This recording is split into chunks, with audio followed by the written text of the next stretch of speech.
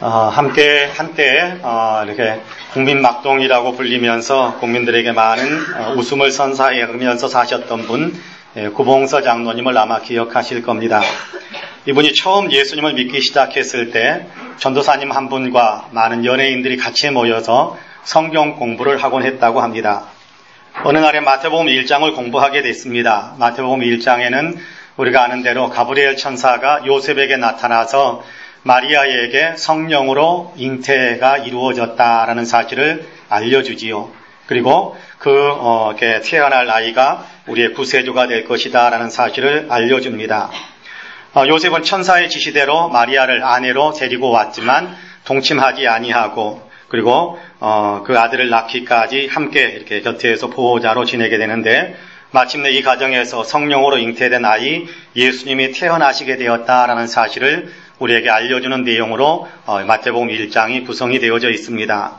그런데 성경 공부를 하던 연예인 가운데 한 사람이 도저히 이 사실이 믿겨지지 않는다고 믿지 못하겠다라면서 이렇게 계속해서 전도사님에게 질문을 했습니다. 아니 세상에 이게 믿어지는 일이냐고, 처녀가 아이를 잉태하고 아이를 낳는다는 것이 도대체 믿을 만한 이야기인가냐고, 그럴 수는 없는 일 아니냐고, 그러니까 나는 이게 정말 안 믿겨진다고, 못 믿겠다고 계속해서 이렇게 전도사님에게 이렇게 붙들고 늘어지는 그런 얘기를 계속합니다. 전도사님은 하나님께서 하시는 신비임을 이야기하면서 동정녀 탄생에 대한 당위성 그리고 동정녀 탄생에 대한 구체적인 이야기들을 설명하고 또 설명하지만 이 사람은 그럼에도 못 믿겠다며 자꾸 물고 늘어졌습니다. 성경 공부의 진도도 자연스럽게 진행해 나가지 못하게 되었죠. 그때 평신도였던 구봉서 장로님, 젊은 때였죠. 평신도였던 구봉서 장로님 옆에서 듣고 있다가 너무 답답했던지 그 사람을 향해서 벌떡 일어나면서 버럭 소리를 질렀답니다. 야, 지 남편도 믿는다는데 왜 네가 못 믿어? 그랬다라는 거예요. 지 남편도 믿는다는데 왜 못 믿어? 그랬다라는 얘기가 전해지고 있습니다. 아마도 많이 답답했던가 봅니다. 정말 많이 답답했던가 봅니다. 하나님께서 하시는 일을 사람이 다 이해할 수는 없을 겁니다.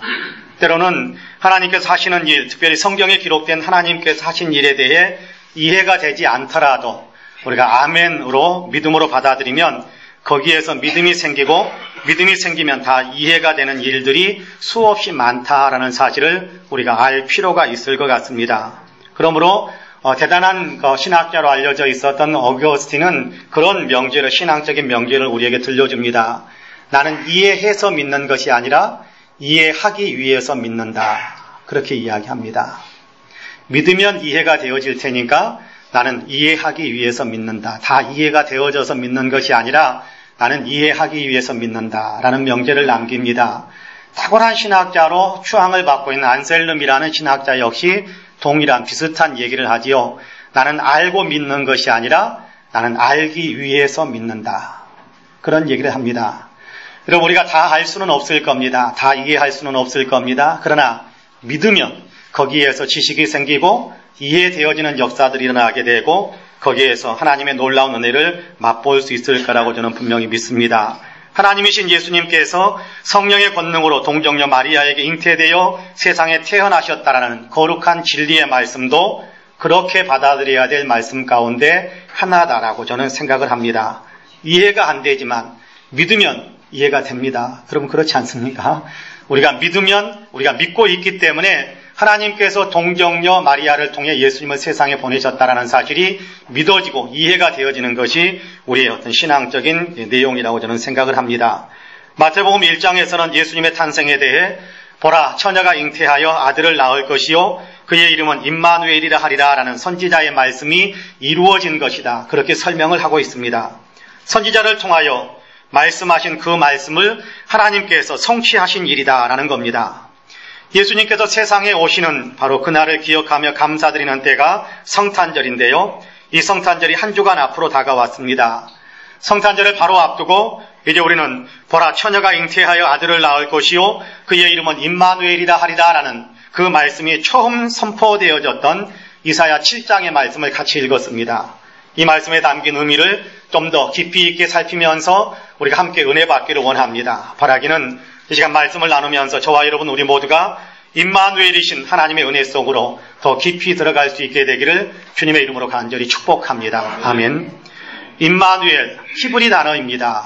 그러나 그 의미는 우리가 모든 성도님들이 다 알고 계신다고 저는 믿습니다. 하나님이 우리와 함께 하신다라는 의미이지요.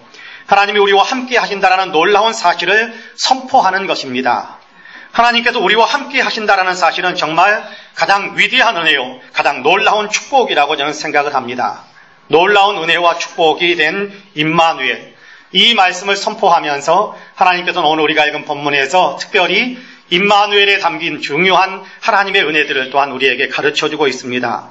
먼저는 하나님은 우리를 찾아오시는 하나님이시다라는 사실을 우리에게 가르쳐줍니다. 임마누엘의 하나님은 우리를 찾아오셔서 우리를 위로하시고 우리를 격려하시고 우리에게 용기를 주시고 희망을 주시는 하나님이다라는 사실을 우리에게 가르쳐주고 있습니다. 하나님은 우리와 함께 하시는데 함께 하시기 위해서는 하나님이 먼저 우리를 찾아오십니다. 우리가 먼저 하나님을 찾아가서 하나님과 함께 살 수 있는 길은 없습니다.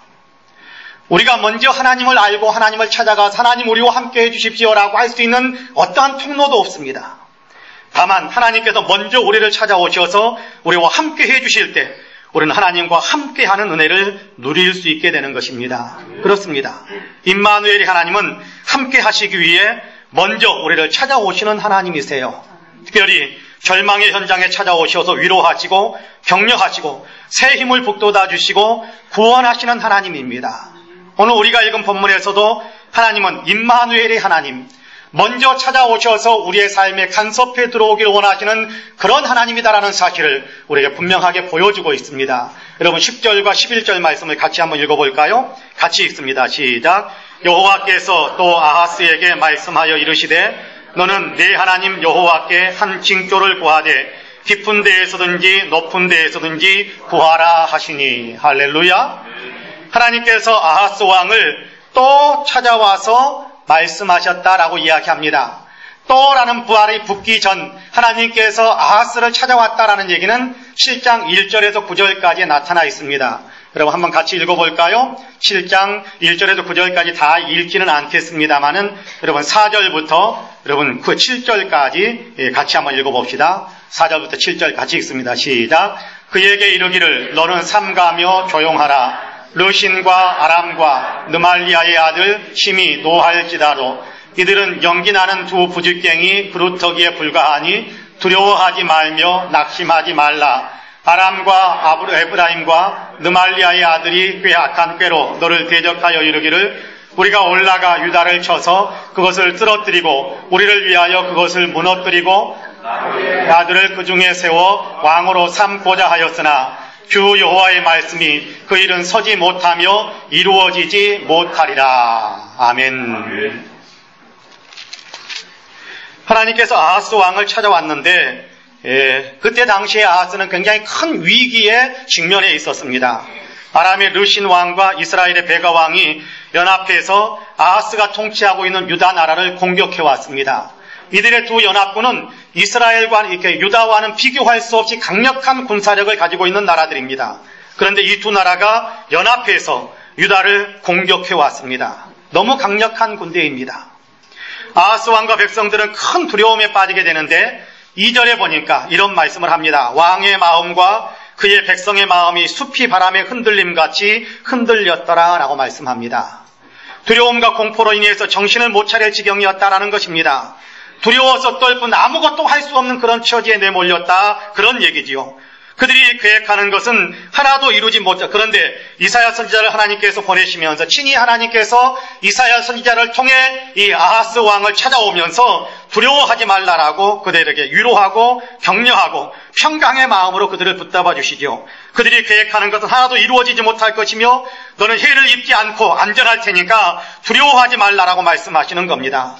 하나님께서 함께 하셔서 지켜주시기 위해, 보호하시기 위해 지금 하나님께서 너를 찾아왔지 않느냐. 그러므로 두려워하지 말고 담대해라 라고 말씀하시는 겁니다. 여러분, 하나님이 함께 하시면 두려워할 이유가 없지 않겠습니까? 하나님이 함께 하시면 여러분 우리는 담대할 수 있지 않겠습니까? 하나님이 함께 하시면서, 임마누엘이 하나님께서 함께 하시면서 너와 함께 하면서 너를 붙들어 주니까 두려워하지 말고 떨지 말고 불안해하지 말라라고 말씀하세요. 우리가 너무나도 잘 알고 있는 사랑하는 말씀 가운데 이사야 41장 10절에서는 또 우리에게 그런 말씀을 하시잖아요. 두려워하지 말라, 내가 너와 함께 함이니라. 놀라지 말라, 나는 네 하나님이 됨이니라. 내가 너를 굳세게 하리라. 참으로 너를 도와주리라. 참으로 나의 의로운 오른손으로 너를 붙들리라 라고 말씀합니다. 그렇습니다. 하나님이 함께 하시니까 두려워하지 말라, 담대하라 라고 말씀하시는 겁니다. 그러면서 하나님께서는 네가 너와 함께 하고 있다라는 사실을 못 믿겠으면 내가 너와 함께 하고 있다라는 사실을 네가 믿을 수 있도록, 네가 확신할 수 있도록 이렇게 나에게 증거를 보여주십시오라고 구하는 것이 있으면 내가 그 징조까지 보여주겠다. 그러니까 구해라라고 이야기합니다. 구하면 들어주겠다. 그렇게 말씀하시는 거지요. 절망의 달이 낙심케 만드는 환경 속에서 함께 하시기 위해 신이 찾아오신 하나님께서 함께 하신다는 징조가 너에게 필요하다면 내가 그 징조까지 보여줄 테니까 두려워하지 말고 안심해, 담대해, 용기를 가져, 그렇게 말씀합니다. 필요하면, 징조가 필요하다면 구해라. 그러면 내가 들어주겠다라고 말씀하시거든요. 함께 하시기 위해서 찾아오셨을 뿐만 아니라 사람이 눈으로 확인할 수 없으니까 불안해하고 믿지 못할 때 내가 너와 함께하고 있다는 증거를 보여줄 테니까 뭘로 증거를 보여줄까? 구하면 네가 구하는 대로 해줄게 라고 말씀하시는 겁니다. 재활병원장으로 오랫동안 환자들을 돌보던 집사님이 계셨습니다. 그런데 어느 날 뇌출혈로 병원에 입원하게 됩니다. 마침 집사님이 섬기던 교회에서 40일 특별 새벽기도를 시작한 지 얼마 되지 않은 때입니다. 수술을 무사히 마치고 집사님은 교회에서 열리고 있는 특별 새벽기도회에 참석하고 싶었습니다. 그런데 그때는 한겨울이었습니다. 뇌출혈 환자에게 차가운 새벽 공기는 치명적일 수 있습니다. 집사님은 의사였기 때문에 이 사실을 누구보다도 잘 알고 있었습니다. 그러나 기도회를 갈망하는 집사님은 담요로 온몸을 똘똘 이렇게 감고 휠체어에 탄 채로 특별 새벽기도회에 참석하기 시작했습니다. 새벽기도를 다니면서 몸은 조금 더 수척해졌습니다. 그러나 집사님은 기도회 자리를 포기하지 않았습니다. 근데 모든 사람들이 염려한 것과는 달리 집사님은 건강이 완전히 회복되어져서 다시 병원장으로 병원과 환자들을 섬기는 자리에 설 수 있게 되었다고 합니다. 삶의 고통과 환란이 몰려올 때도 하나님이 나와 함께 하신다라는 사실을 집사님은 믿고 있었어요. 하나님 나와 함께 하신다라는 사실을 믿는데 함께 하신다라는 분명한 징조를 좀 보여주십시오. 내가 지금 병원에서 수술을 받고 회복 중인데 나는 하나님을 믿고 나아가서 기도할 테니까, 새벽에 나가서 기도할 테니까 하나님 나와 함께 하신다는 징조대로 나를 좀 고쳐주시고 나를 회복시켜 주십시오 기도했어요. 하나님께서 그의 기도대로 그에게 놀라운 징조를 보여주셨는데 그의 몸이 완전히 회복되어져 정상적인 삶을 살아갈 수 있게 하신 겁니다. 그렇습니다. 하나님은 우리와 함께 하시기 위해 먼저 우리를 찾아오신 하나님이십니다. 모든 일들이 형통할 때도 하나님은 우리와 함께 하시지만 우리의 삶이 아프고 힘들고 눈물 날 때에도 변함없이 하나님은 우리와 함께 하고 계신다라는 사실을 믿으시기를 바랍니다.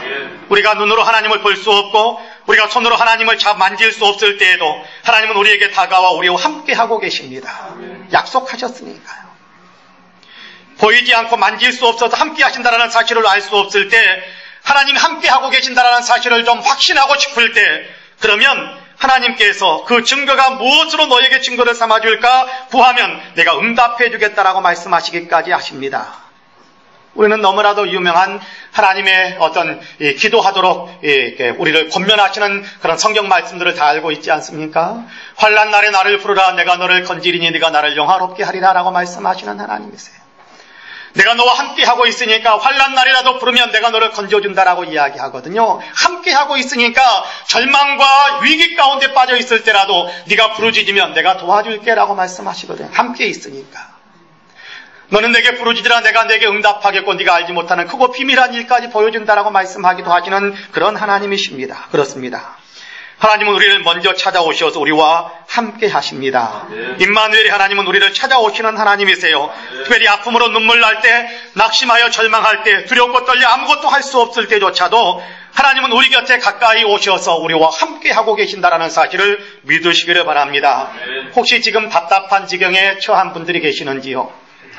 지금 혹시 두려움에 빠져 있는 분들이 계시는지요? 혹시 여러분 가운데 아프고 눈물 나는 그런 인생의 처지, 낙심이 되고 절망이 되고 어찌해야 될지 몰라 혼자 탄식하고 있는 그런 상황에 놓여 있는 분들이 혹 계실 수도 있을 겁니다. 그러나 안심하시기를 바랍니다. 하나님은 임마누엘이라고 말씀하시면서 우리와 함께 하고 계십니다. 우리와 함께 하시기 위해 이미 하나님은 우리에게 먼저 찾아오셨고 지금도 우리를 붙들고 계신다라는 사실을 믿으시기 바랍니다. 함께 하시는 증거가 필요하다면 증거를 보여달라고 간청하시기를 바랍니다. 하나님은 함께하는 증거를 보여주신다라고 말씀하시잖아요. 그러므로 바라기는 저와 여러분 임마누엘의 하나님, 함께 하시는 하나님, 함께 하시기 위해 나를 향해 나를 먼저 찾아오신 그 하나님을 신뢰하면서 그 하나님 은혜 안에서 강하고 담대한 희망을 꿈꾸면서 인생의 걸음을 걸어가실 수 있는 저와 여러분이 다 되시기를 주님의 이름으로 간절히 축복합니다. 둘째로 믿음 없는 사람들을 믿을 수 있게 도와주시는 은혜를 베풀어 주십니다. 임마누엘이 하나님은 함께 계시면서 믿음이 약해질 때 믿음을 다시 북돋아 주시는 은혜를 베풀어 주신다, 그런 얘기입니다. 하나님께서는 절망의 현장 속에서 찾아오셔서 함께 해주십니다. 임마누엘이 하나님이시지요. 함께 하시기 위해서 우리를 먼저 찾아오신 하나님이십니다. 찾아오신 그 자체만으로도 놀라운 은혜인데요. 하나님께서는 여기에 한 걸음 더 나아가 믿음 없는 사람을 믿을 수 있게 하시는 은혜, 믿음을 잃어버린 사람들을 믿음에 회복하게 하시는 은혜를 베풀어 주세요. 여러분, 자기 힘으로 믿음을 가질 수 있는 사람은 없지 않아요? 내 힘으로 내가 하나님을 믿는다? 그건 불가능한 일입니다. 하나님께서 은혜를 베풀어 주실 때에만 사람들은 믿음을 가질 수 있습니다. 때로 믿음을 가졌다고 생각하는 사람들 가운데서도 그 믿음이 흔들릴 때가 있어요.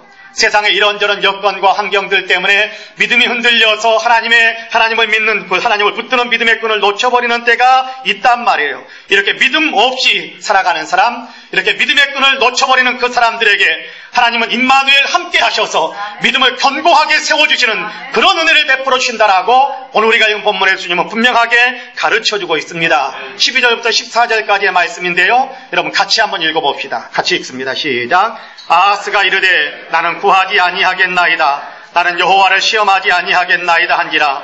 이사야가 이르되 다윗의 집이여 원하건대 들을지어다. 너희가 사람을 괴롭히고서 그것을 작은 일로 여겨 또 나의 하나님을 괴롭히려 하느냐. 그러므로 주께서 친히 징조를 너희에게 주실 것이라. 보라, 처녀가 잉태하여 아들을 낳을 것이요 그의 이름을 임마누엘이라 하리라. 할렐루야. 하나님께서 함께 하셔서 아하스 왕과 유다 왕국을 지켜주실 것이라고 말씀합니다. 그리고 이에 대한 분명한 징조를 보여줄 테니까 무엇이든지 필요한 징조가 있으면 구하라라고 말씀하지요. 그런데 아하스 왕이 징조를 구하지 않겠다고 합니다. 하나님을 시험하지 않겠다라고 이야기합니다. 이건 대단한 믿음인 것 같은데 이거는요, 믿음이 있는 척하면서 꾸며낸 이야기입니다. 자기는 믿음이 없으면서도 믿음이 있는 척 자기 자신을 가식적으로 꾸미고 있는 이야기거든요. 그렇기 때문에 이사야가 그 다음에 이어지는 구절에서 그를 책망하면서 너 이스라엘 백성들 힘들게 하고 하나님 힘들게 하는 자다, 그렇게 책망하시기도 하시고, 앞부분에서 아하스가 하나님에 대해서 얼마나 불경하게 살았는가에 대한 역사가 기록이 되어져 있습니다. 그러니까 여기에서 말하는 내용은 사실은 시험하지 않겠다라는 내용은 말씀을 왜곡시키는 것이고 자기의 불신앙을 신앙인인 것이냐 가식적으로 꾸미고 있는 내용입니다. 사실 하나님을 시험하지 말라라는 얘기는 그런 의미가 아니거든요. 하나님을 시험하지 말라라는 얘기, 하나님을 믿는 사람에게, 하나님을 율법을 지키는 사람에게는 복을 내릴 것이고 율법을 거스리는 사람들, 범죄한 사람들에게는 하나님께서 벌을 내리실 것이다, 그렇게 말씀하셨거든요. 그러면서 하시는 말씀이 율법을 어기면서 하나님께서 내게 벌을 내리는가 안 내리는가 한번 시험해 봐야겠다, 그런 생각에 빠져있지 말아라라는 겁니다. 순종하면서 따라오면서 하나님이 원하시는 삶을 살아야지, 율법을 어기면 범죄하면 하나님께서 벌을 내린다고 그랬으니까 한번 범죄해보고 율법을 어겨보고 하나님이 나에게 벌을 내리시는가 안 내리시는가 하나님 시험해봐야겠다, 그런 생각 품지 말라라고 이야기할 때 하나님을 시험하지 말라라고 이야기하신 것인데, 여기에서는 너의 믿음을 더 굳게 세워줄 테니까 징조를 요구해라, 너의 믿음이 더 굳어질 수 있는 방법을 내가 가르쳐줄 테니까 증거를 들이댈 테니까 너 의심되는 것 있으면 나에게 이야기해서 너의 믿음을 도와달라고 해라라고 요구하는 것이거든. 그런데 아하스가 요구하지 않아요. 무슨 얘기입니까? 믿지 않으면서 믿음의 길에 들어서려고도 하지 않는 그런 모습을 보이고 있는 겁니다. 여러분, 이 정도 되면 여러분 내팽개치는 것이 정상이지 않겠습니까? 그렇지 않을까요? 너 안 믿으려면 말하라고 포기해버릴 수도 있을 것입니다. 그런데 하나님께서는 그렇게 하지 않으시고 이 아하스에게 그러면 내가 강제적으로라도 한 가지 분명한 약속을 주면서 분명한 징조를 너에게 제공해 주면서 이 약속대로 이루어지는 것이 하나님이 너와 함께 하시고 너를 구원하실 것이다라는 분명한 증거가 될 것이다라는 사실을 너에게 보여주겠다. 그렇게 약속하시는 것, 믿지 않으려고 하고 믿음에서 이탈하는 사람을 어떻게든지 믿음의 길로 이끌어가려고 애쓰시는 하나님의 노력이 여기에 나타나 있는 것이거든요. 임마누엘의 하나님은 함께 하시면서 믿지 못하는 사람들을 믿게 만들기 위해서 수고하고 애쓰시는 은혜를 베푸실 뿐만 아니라 믿음이 약해져가는 사람들의 믿음을 다시금 일으켜 세우기 위해서 애쓰시고 수고하시는 은혜를 베풀어 주시는 그런 하나님이세요. 하나님은 그런 분이세요. 믿음이 없는 사람 믿음 주시기를 원하고 믿음이 약해진 사람들 믿음을 강하게 붙들어 주시기를 원하시기 위해서 함께 하시는 임마누엘의 하나님이다. 그런 얘기입니다.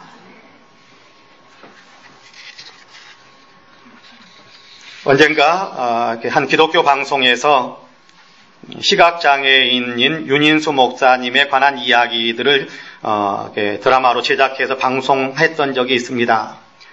그는 중병으로 앓아 누워있는 어머니를 간병하기 위해서 어린 시절 길거리에 나가 신문을 팔고 구두 닦기를 해야 했습니다.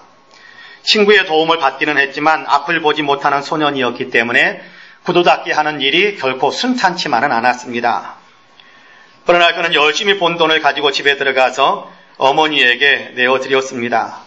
어머니가 돈을 받아들자마자 가장 먼저 그 돈을 그냥 통째로 받아서 가장 먼저 여기에서 하나님께 감사 헌금을 좀 먼저 드리자, 그렇게 이야기를 했습니다. 그러자 어린 윤인수가 버럭 소리를 지르며 화를 냈습니다. 감사는 무슨 감사입니까? 하나님이 우리한테 해준 게 뭐가 있다고 감사한단 말입니까? 나는 눈이 멀었고 어머니는 병들었고 공산당에게 쫓겨서 이곳까지 피난 오면서 집도 다 잃어버렸고 재산도 다 빼앗겼고 하나님이 도대체 나에게 우리에게 해준 것이 뭐가 있다고 감사를 드린단 말입니까? 그러면서 항의하듯이 소리를 질렀습니다.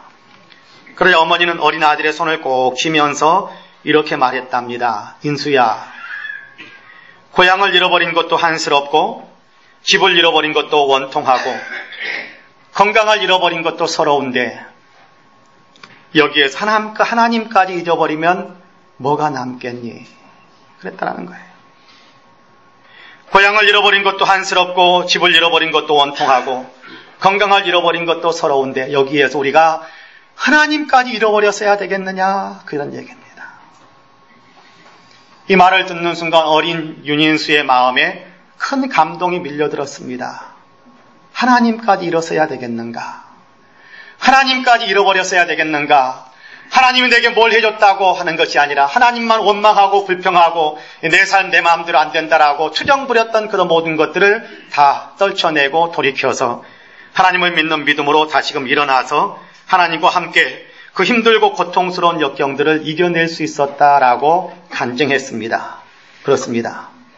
하나님께서는 믿을 수 있도록 믿음을 갖도록 도우시는 하나님이십니다. 성경을 통해서 함께 하시면서 성경 말씀으로 우리와 함께 하시면서 믿음을 더 강하게 할 수 있도록 우리를 붙잡아 주실 뿐만 아니라 옆 사람을 이용하는 그 상황 속에서 옆 사람을 이용하는 일에 하나님께서 함께 하셔서 옆에 있는 사람의 권면과 또 옆에 있는 사람의 도움을 통해 우리의 믿음이 더 견고하게 세워져 갈 수 있도록 은혜를 베푸시는 하나님이세요. 여러분, 도마도 한번 생각해 보십시오. 믿을 수 없다고 못자국과 창자국을 내가 만져보기 전엔 결코 믿을 수 없다라고 그는 강하게 부정해버렸던 사람 아닙니까? 이 얘기를 그 자리에서 주님이 들으셨잖아요. 부활하신 주님께서 형체로 그에게 보여지고 있지는 않았지만 전능하신 하나님으로 그가 계시기에 이 도마가 외치는 그 소리를 듣고 예수님께서 도마에게 친히 나타나 주셨어요. 그러면서 하시는 말씀이 있잖아요. 네 손을 내밀어서 내 손바닥에 있는 못자국을 만져보고 내 옆구리에 있는 창자국을 만져보고 이제 믿지 못하는 사람이 아니라 믿는 사람이 되라 라면서 믿을 수 있도록 그를 격려하고 위로하고 믿을 수 있도록 그를 붙잡아 주시는 은혜를 베풀어 주셨던 주님이시잖아요. 그렇습니다. 주님은 함께 하시면서 믿음을 갖도록 역사해 주십니다. 믿음을 갖도록 도와주세요. 믿을 수 있도록 역사해 주신단 말이에요. 다만 우리가 마음을 열기만 하면 됩니다. 마음을 열기만 하면 됩니다. 말씀을 통해서 우리의 믿음을 붙잡아 주시려고 할 때 말씀을 향해서 마음을 조용히 열면 거기에서 주님의 은혜로 우리의 믿음이 새롭게 형성될 수 있을 겁니다.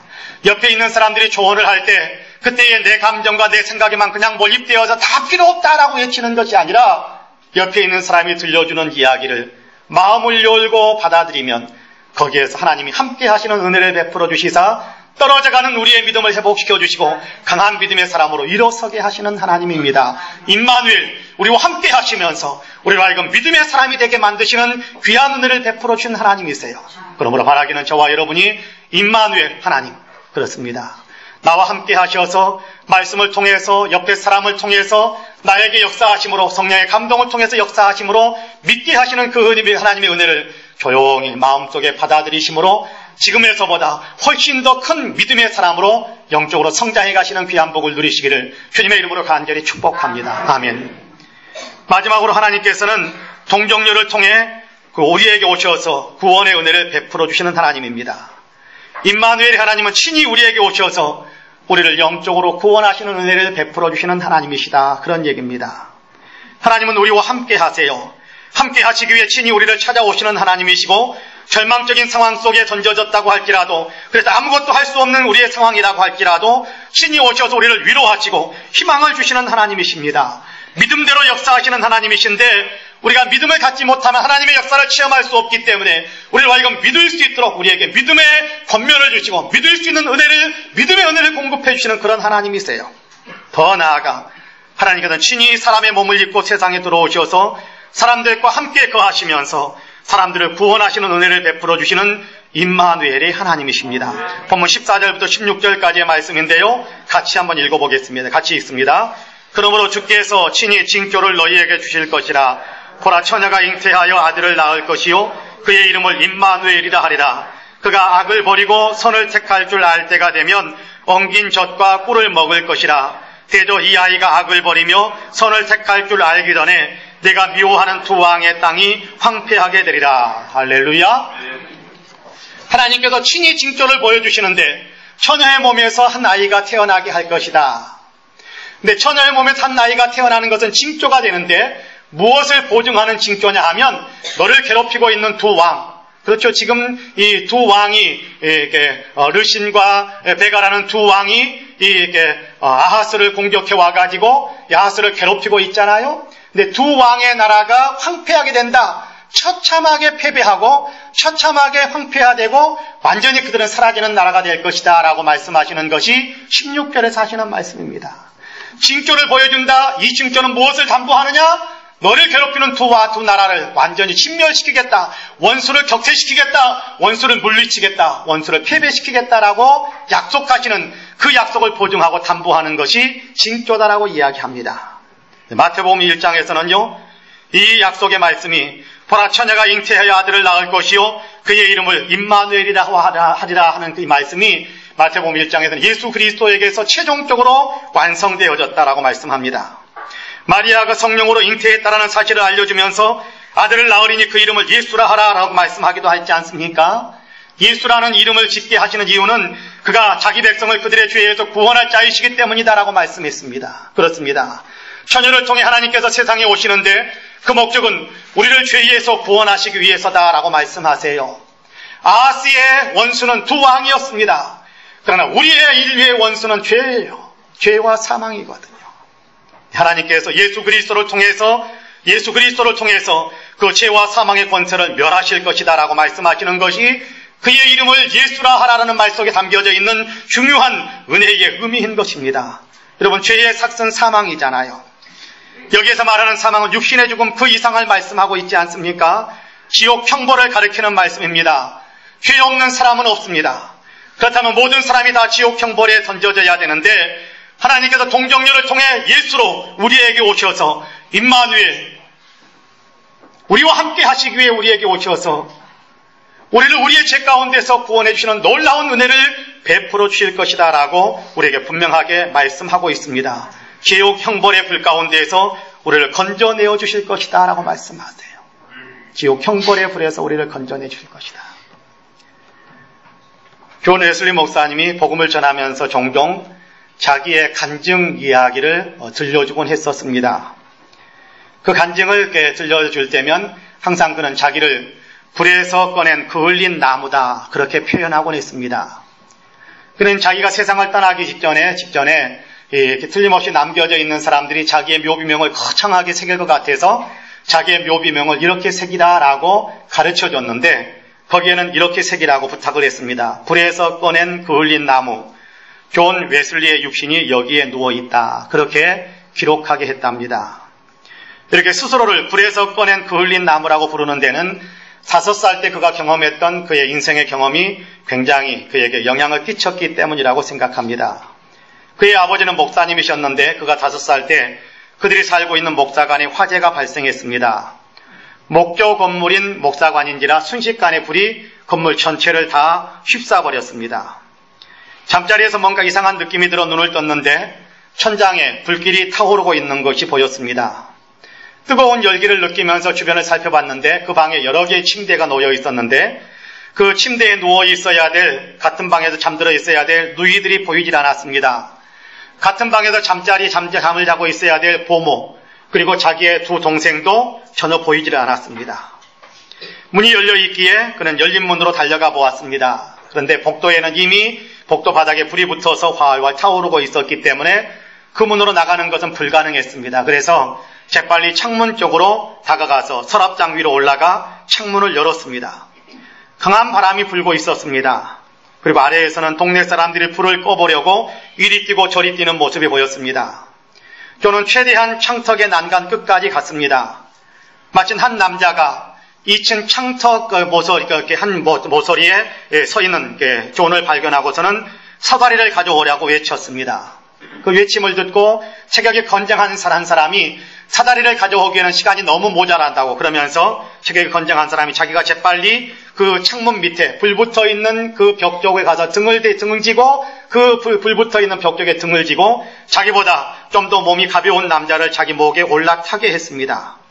어린 존의 등 뒤에는 뜨거운 열기가 계속해서 막 점점 더 뜨겁게 다가왔습니다. 어깨 위에 남자가 똑바로 서서 팔을 뻗어 존을 창밖으로 끄집어 내주었습니다. 그런데 바로 그 순간에 지붕이 와르르 무너져 버렸습니다. 안으로 무너졌기에 망정이지 만약 밖으로 무너졌다면 어린 존과 그 어른 남자들까지 한꺼번에 불더미에 묻히고 말았을 것입니다. 절체절명의 위기에서 그는 건짐을 받은 것이지요.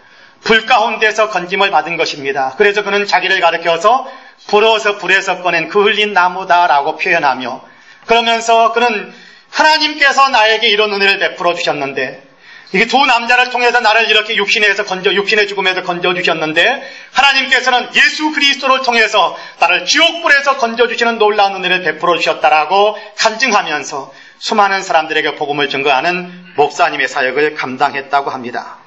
여러분 그렇습니다. 세상의 불도 무섭습니다. 그러나 세상의 불보다 더 무서운 불은 지옥불입니다.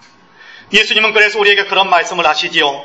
몸은 죽여도 영혼은 능히 죽이지 못하는 자들을 두려워하지 말고 오직 몸과 영혼을 능히 지옥에 멸할 수 있는 일을 두려워하라 라고 말씀합니다. 정말 무서운 불은 지옥의 불이라는 것입니다. 하나님께서는 지옥불의 소리를 건져주시기 위해 우리에게 오셨어요. 임마누엘. 다만 받아들이기만 하면 되는 겁니다. 예수님께서 우리를 위해 세상에 오신 구원의 주님이다라는 사실을 받아들이기만 하면 되는 겁니다. 하나님께서 징조를 보여주는데 예수 그리스도를 세상에 보내주시고 그 예수 그리스도를 십자가에 죽게 하셔서 우리를 이렇게 사랑하신다라는 징조를 보여주셨으니까 그 징조를 받아들이기만 하면, 그 증거를 받아들이기만 하면, 그 예수를 받아들이기만 하면 하나님께서 우리에게 약속하시기를 죄에서 건짐을 받는 사람, 지옥의 불에서 건짐을 받는 사람이 되게 하겠다라고 분명하게 말씀하고 있습니다. 그러므로 임마누엘, 하나님의 놀라운 은혜, 지옥의 불에서 우리를 건져내는, 죄와 사망의 우리를 건져내는 그 은혜를 우리가 믿음으로 받아들일 수 있게 되기를 간절히 원합니다. 사랑하는 성도 여러분, 하나님께서는 우리와 함께 하십니다. 함께 하시기 위해서 먼저 우리를 찾아오셨어요. 믿음 없는 우리를 믿게 하시려고, 믿음이 약해지는 우리를 더 견고한 믿음으로 우리를 세워주시기 위해서 임마누엘, 우리와 함께 하시면서 우리 곁에서 말씀으로 믿음의 권면을 주시고 옆에 있는 사람들의 행실을 보고 말을 통을 보고 옆에 있는 사람의 간증을, 옆에 있는 사람 은혜 받은 내용들을 우리로 하여금 듣게 하시면서 우리로 하여금 마음을 열고 받아들여서 우리의 믿음이 성장할 수 있도록 도와주시기 위해 주님은 임마누엘, 우리와 함께 하고 계십니다. 그리고 주님은 우리의 육신만이 아니라 육적인 삶에서뿐만 아니라 영적으로도 우리를 온전하게 구하시기 위하여 친히 사람으로 세상에 오시기까지 했습니다. 우리를 사망해서 지옥 형벌 불 가운데서 건져주시려고 친히 사람으로 오셔서 십자가를 지시기까지 우리를 사랑하시고 우리에게 은혜를 베풀어 준 주님이세요. 이 놀라운 은혜와 사랑이 어찌 밋밋하게만 우리에게 자극할 수 있는 것이겠습니까? 이 놀라운 은혜와 사랑에 우리가 어찌 밋밋하게만 반응할 수 있겠습니까? 감사드리고 또 감사드리고 찬양드리고 영광을 올려드리는 것이 되는 것이 정상적이지 않겠습니까? 하나님께서 우리에게 오신 그날을 기념하면서 감사드리는 날이 성탄절이지요. 다음 주일입니다. 한 주간 동안만이라도 주님께서 나를 위해 오셨다라는 사실을 마음속에 더 많이 새겨보시기를 바랍니다. 주님께서 나와 함께 하시면 나를 구원하시기 위하여 주님께서 이 십자가를 지시면서까지 내게 은혜를 베푸셨다라는 사실을 마음속에 더 많이 새겨보시기를 간절히 원합니다. 그러면 우리는 다음 주일에 더 아름다운 마음으로 더 감사하는 마음으로 주님의 은혜를 더 깊이 느끼면서 진정한 성탄의 감사의 아름다운 예배를 드릴 수 있을 거라고 저는 생각을 합니다. 주님은 임마누엘이십니다. 하나님은 임마누엘이십니다. 이미 우리와 함께 하시기 위해서 오셨고 지금도 우리와 함께 하시면서 우리를 구원하시고 우리의 믿음을 더 강하게 붙잡아 주시기를 원하고 그렇게 역사하시는 하나님이십니다. 그러므로 바라기는 저와 여러분 우리 모두는 임마누엘의 하나님을 분명하게 믿으면서 임마누엘의 하나님의 그 은혜 속에 더 깊이 들어가시는 저와 여러분이 되시기를 주님의 이름으로 간절히 축복합니다. 아멘. 기도하겠습니다. 임마누엘을 선포하시면서 우리에게 가까이 오셔서 우리를 붙잡아 주시고 우리를 구원하시는 은혜를 베풀어 주신 주님 참으로 감사합니다. 우리가 낙심할 때 내가 너와 함께 하지 않니 용기를 내 권면해 주시고 우리의 믿음이 약해질 때 그래도 하나님을 믿는 것이 영원히 사는 길이다라는 사실을 가르쳐 주시며 하나님은 지금도 우리를 사랑하신다라는 사실을 분명하게 가르쳐 주시며 우리의 믿음을 더 권면하여 또 불붙듯 믿음의 사람으로 일어서게 하시는 주님 뿐만 아니라 친히 사람의 몸으로 오셔서 우리를 구원하시게 십자가를 지시면서 우리의 내면 속에서 성령으로 임재하시사 믿음을 갖게 하시는 그 놀라운 은혜들을 우리에게 베풀어 주심을 참으로 감사합니다. 임마누엘 생각할수록 놀라운 은혜요 놀라운 축복임을 저희들은 분명히 믿습니다. 또 그렇게 우리는 고백하지 않을 수가 없습니다. 원하옵기는 우리의 마음속에 임마누엘의 신앙에 대한 더 깊은 하나님 묵상이 있게 하여 주시고 더 깊은 깨달음이 있게 하여 주시고 더 깊이 내게 적용할 수 있게 하셔서 우리 성탄절에는 더 아름다운 이 찬양과 더 놀라운 영광을 올려드릴 수 있는 복된 예배 드릴 수 있도록 주께서 우리를 붙잡아 주옵소서. 한 주간도 임마누엘을 늘 우리가 기억하면서 살아가는 한 주간이 될 수 있도록 축복해 주옵소서. 예수님의 이름으로 기도합니다. 아멘.